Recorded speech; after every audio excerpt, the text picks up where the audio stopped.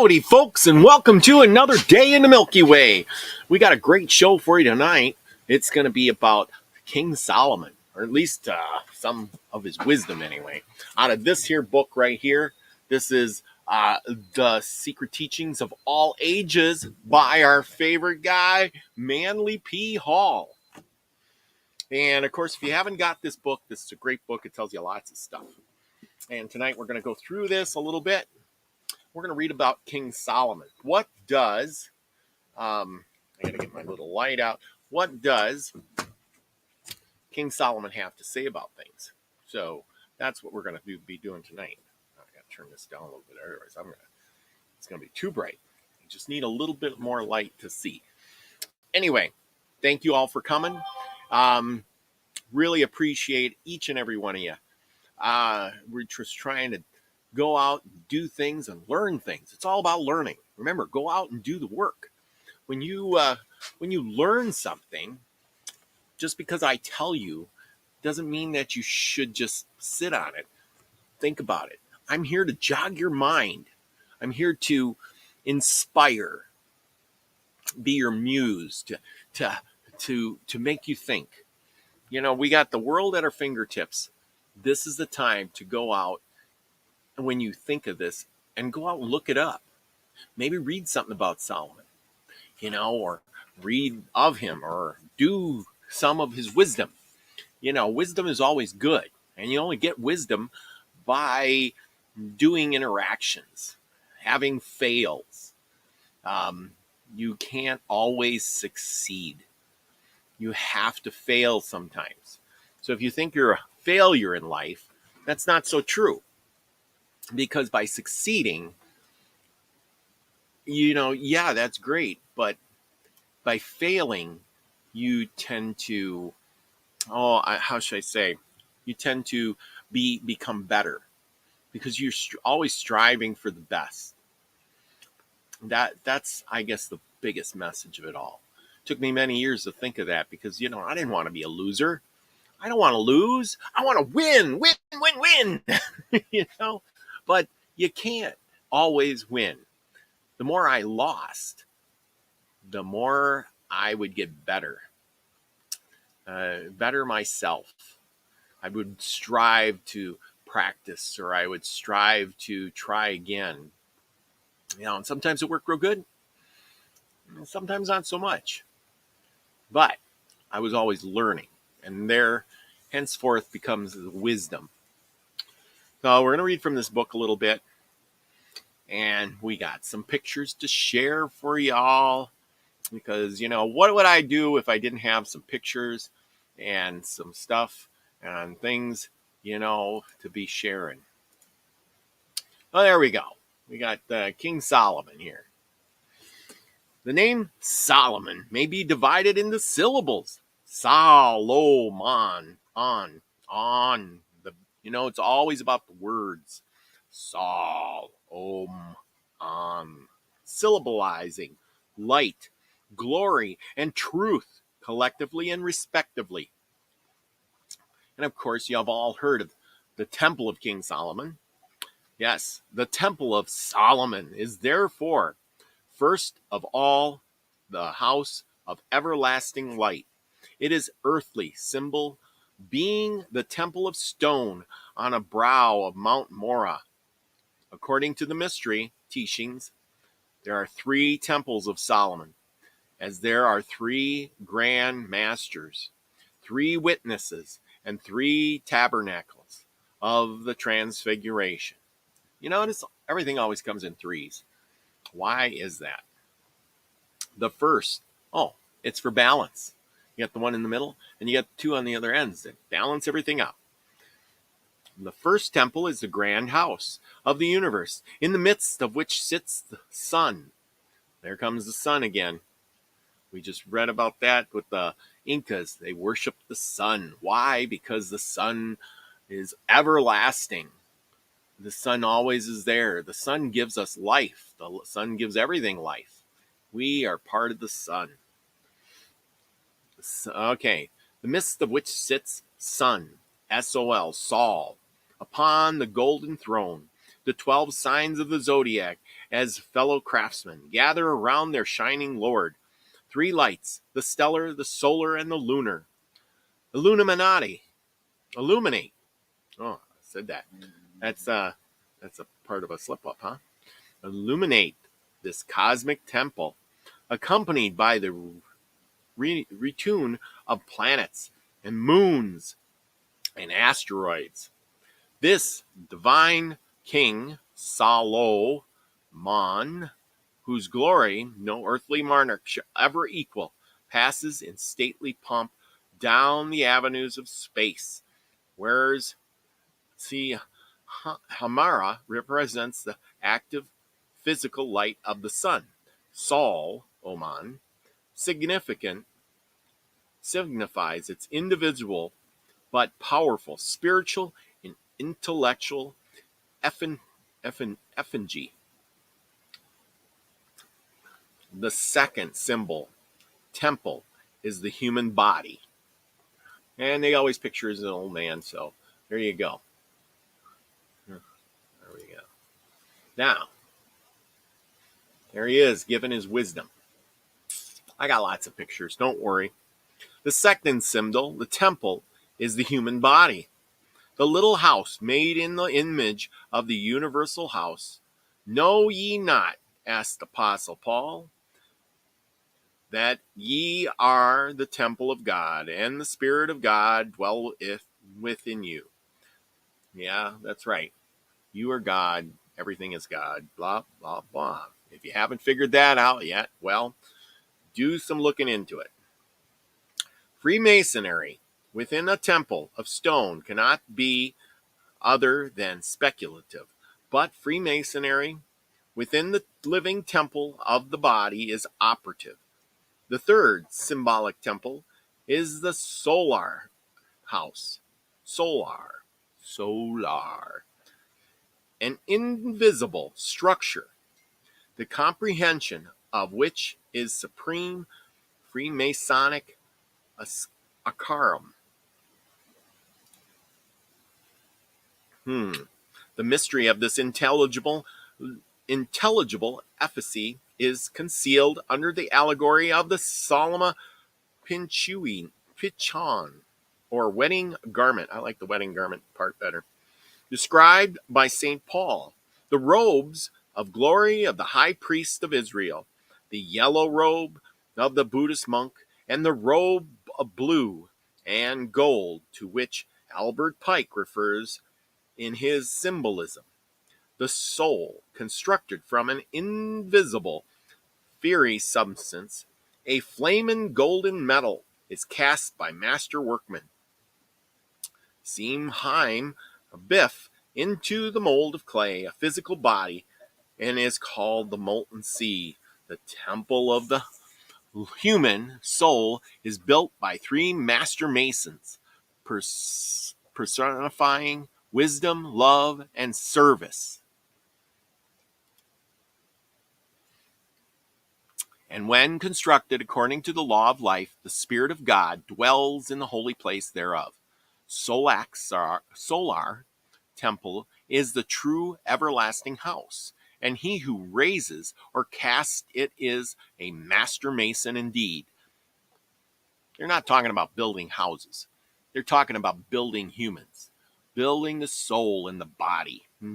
The best informed Masonic writers have realized that Solomon's temple is a representation in miniature of the universal temple concerning this point.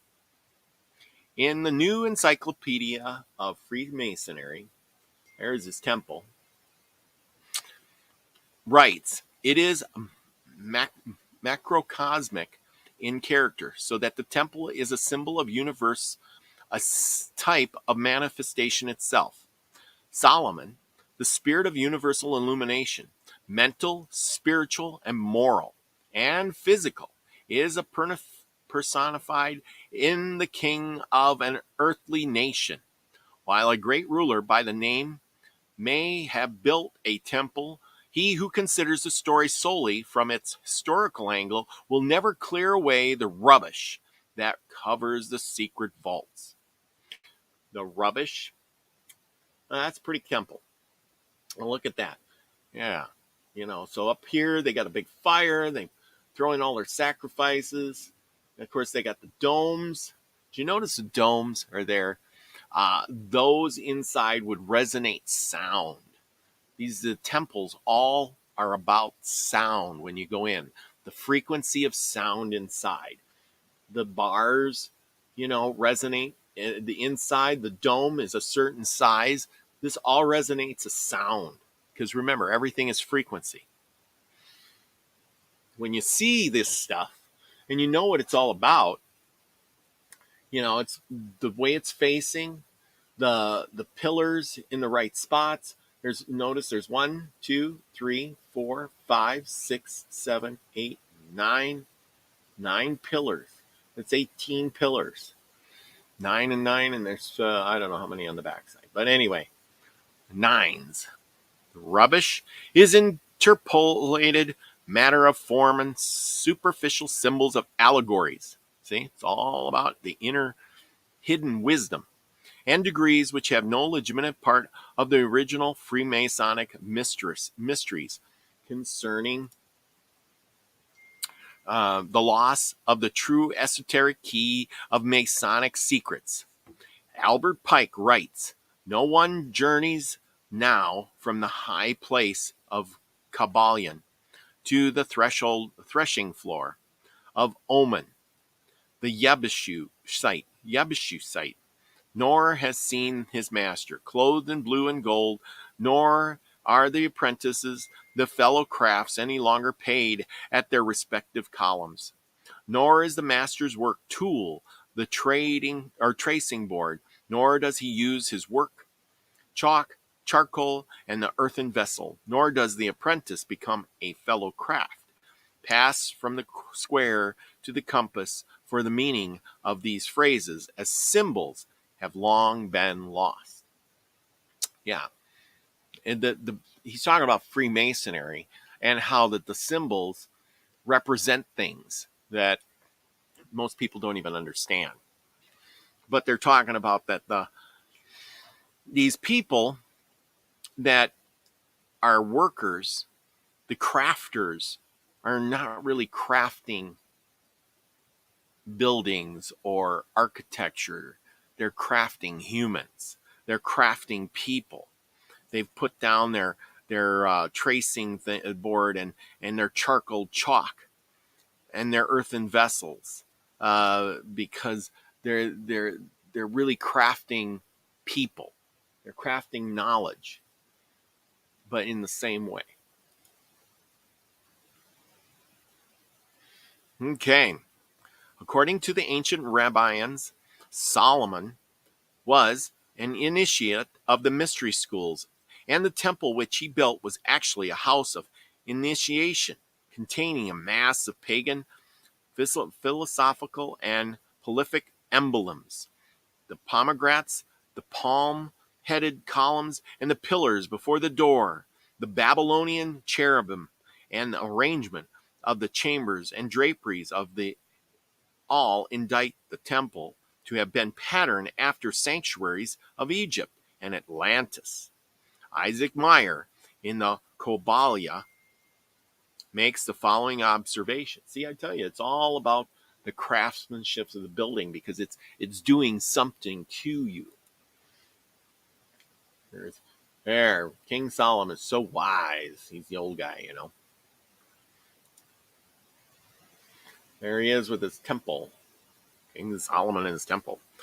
The Persuados Clement of Rome writes, "God made male and female. The male is Christ, the female the church.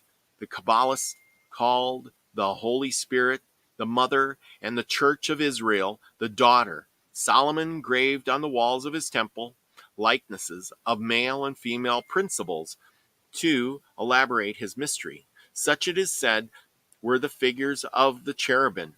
This was, however, not in obedience to the words of that Thoth.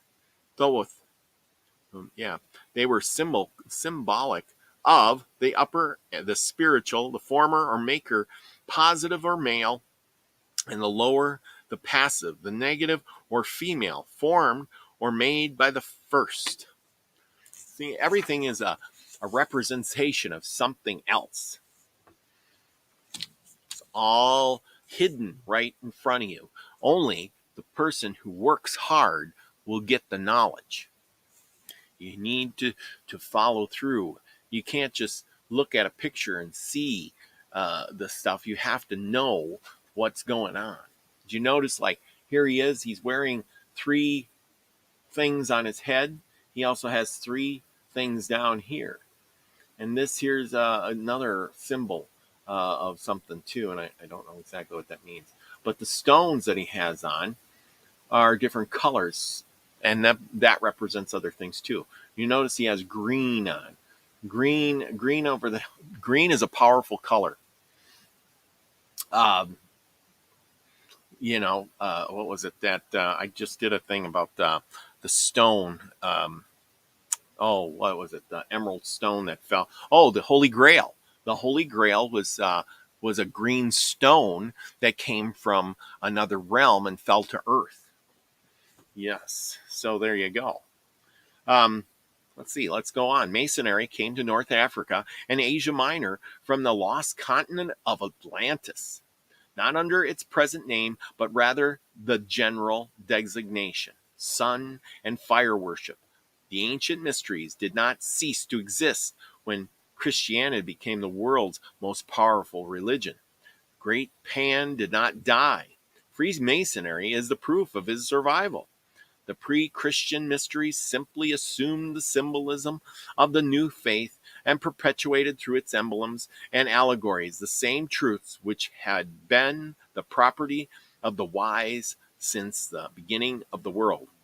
There is no true explanation, therefore, Christian symbols save that which is concealed within pagan philosophy.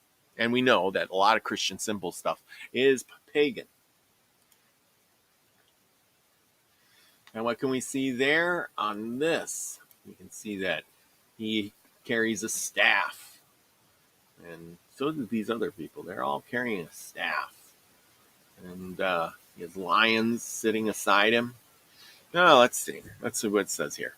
Without the mysterious keys carried by the hierophants of the Egyptian Barabim and the Persian cults, the gates of wisdom cannot be opened. Consider the reverent spirit, therefore, a sublime allegory of the temple of the builders, realizing that beneath its literal interpretation lies hidden a royal secret. According to the Thematic legends, Solomon understood the mysteries of the Kabbalah. He was also an alchemist and a necromancer, being able to control the demons. And from them and other inhabitants of the invisible worlds, he secured such of his wisdom. In this translation of Solomon, or the Keys of Solomon, the King, a work presumably set forth the magical secrets gathered by Solomon and used by him in the conjuring of spirits, which, according to Frank Higgins, contains many sidelights of Masonic initiatory rituals. The Gregor Mathers recognizes the probability that King Solomon was a magician in the fullest sense of the word. I see no reason to doubt, he affirms, the tradition which assigns the author of the key to King Solomon, for among others, Josephus, the Jewish historian, especially mentions magical works attributed to the monarch.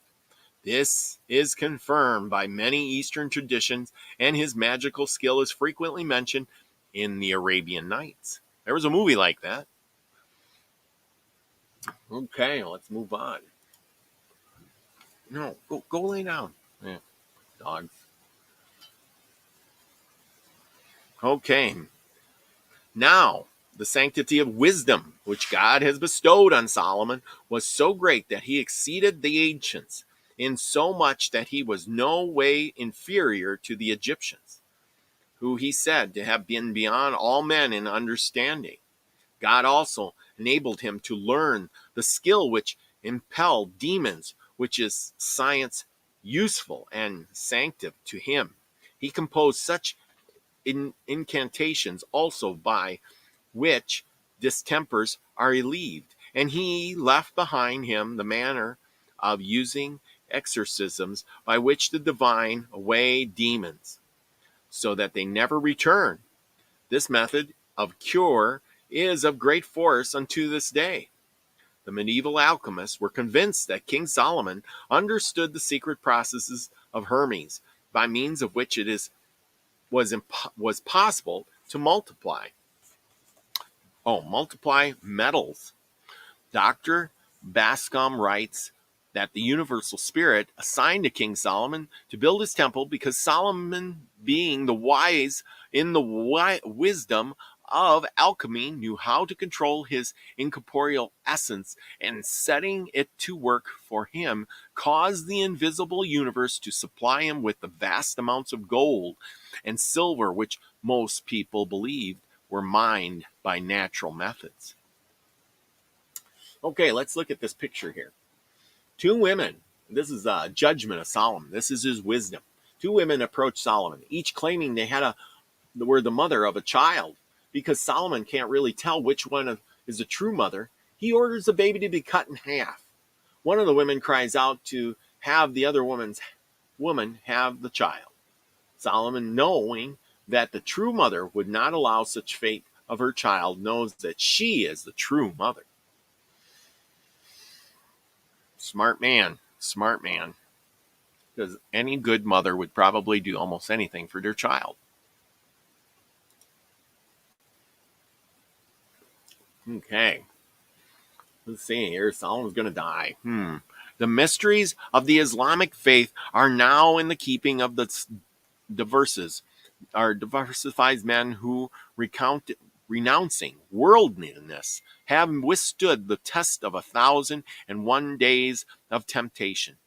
Jedal ud-Din, the great Persian Sufic poet and philosopher, is accredited with having founded the order of Levi, or the dancing dervishes, whose movement exoterically, significantly, the motions of the celestial bodies, and esoterically result in the establishment of hymns which stimulate the centers of spiritual consciousness within the dancer's body. See, it's all about the music, people. It's all about the sound and the music and how it vibrates. The words you speak are magical in itself. According to the mystical canon, there are always on earth a certain number of holy men who are admitted to the intimate communion with the deity. The one who occupies the highest position among the contemporaries is called the axis, or pole of his time. Subordinate to the cube are two holy beings who hear the title of the faithful ones, and are assigned places on his right and left, respectively. Below these is a quartet of intermediate ones. On the successively lower plane are 5 lights and 7 very good XRs. The next rank is filled with 40 absent ones, Rajahibs, or Rajahibs, also termed martyrs, Shudah. When an axis quits his earthly existence, he is succeeded by the faithful one, who has occupied the place at his right hand. For those holy men who also bear the collective titles of lords of souls, directors, or committed a spiritual supremacy over the mankind, far exceed the temporary authority of earthly rulers. Okay, what is Solomon? Solomon had to die. Obviously, he didn't know all that much, or he would have lived forever.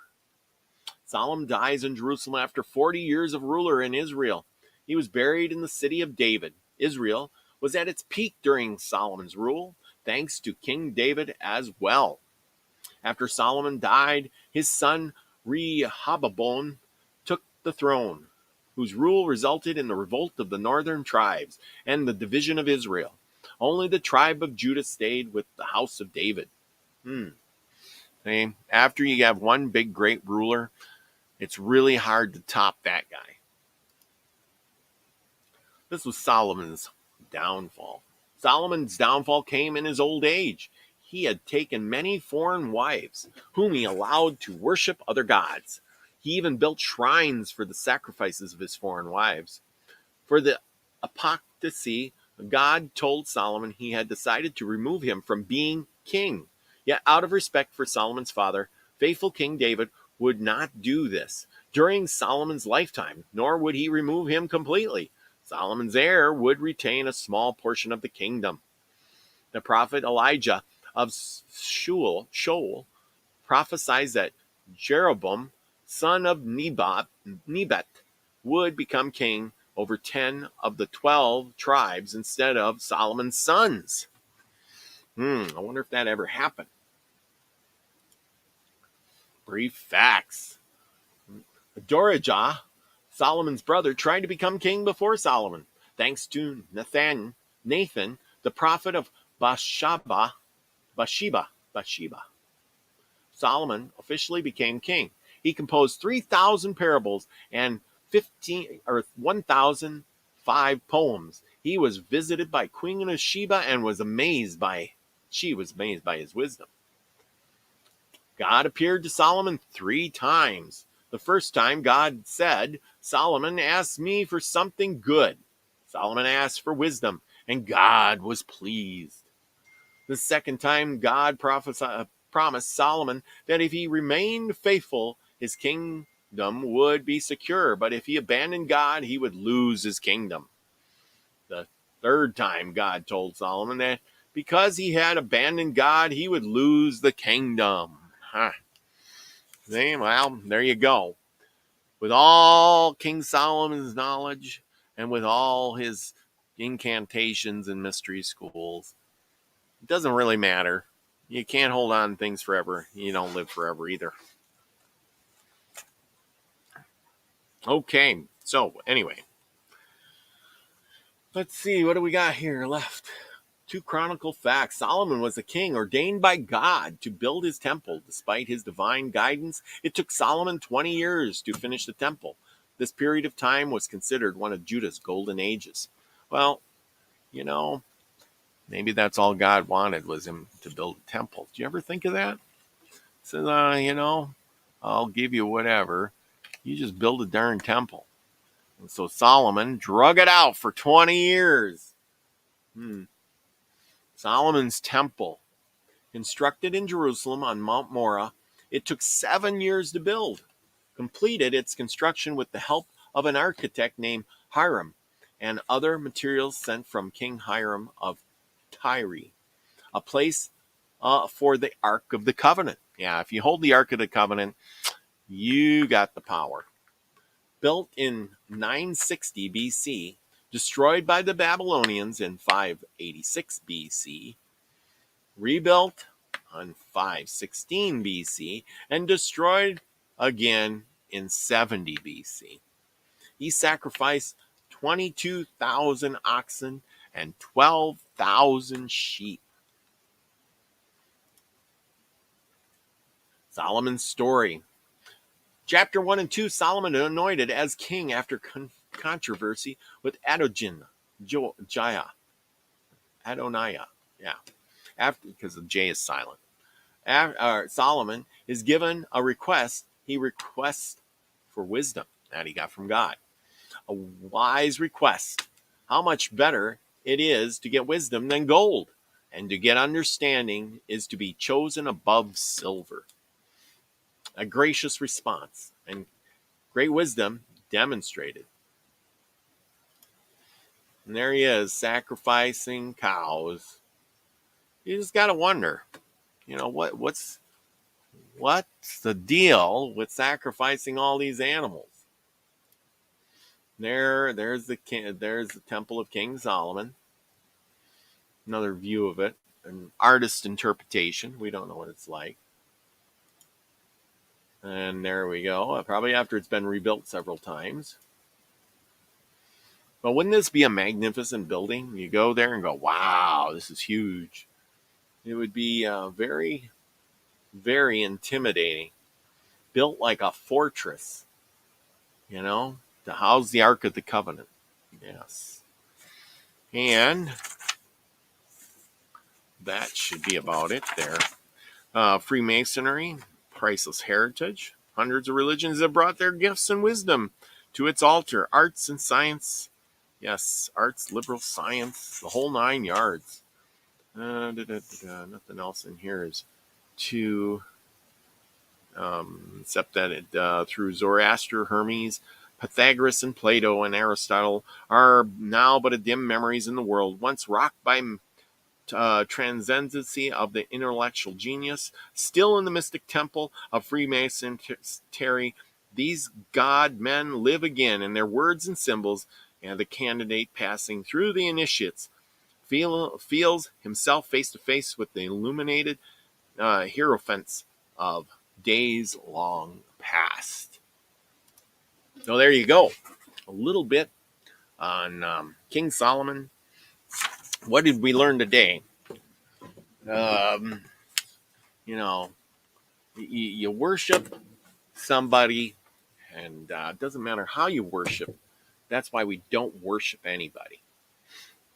You may respect them, you may thank them, but you don't worship them, because he worshiped God, and God gave him stuff, and then when he didn't do what he said, he took it away. Why? Because he was beholding to the dealings that they had, the contract that they made. And he said, do these things, and I'll give you that stuff, and you screw up a little bit, I'm taking it all away. No matter how wise you are or how smart you are, you're going to get old and you're going to die, and then you got nothing, because you ain't going to live forever. So Solomon didn't live forever. He only reigned 40 years, according to that. What did he get to see? If it took him 20 years to build one of those temples, well, that didn't really go long. Anyway, thank you all for coming. We're going to make it short tonight. So anyway, thanks everybody. Remember, go out, do something nice for somebody. Remember, be the frequency you want to receive. I love you all, everybody. Peace, everybody.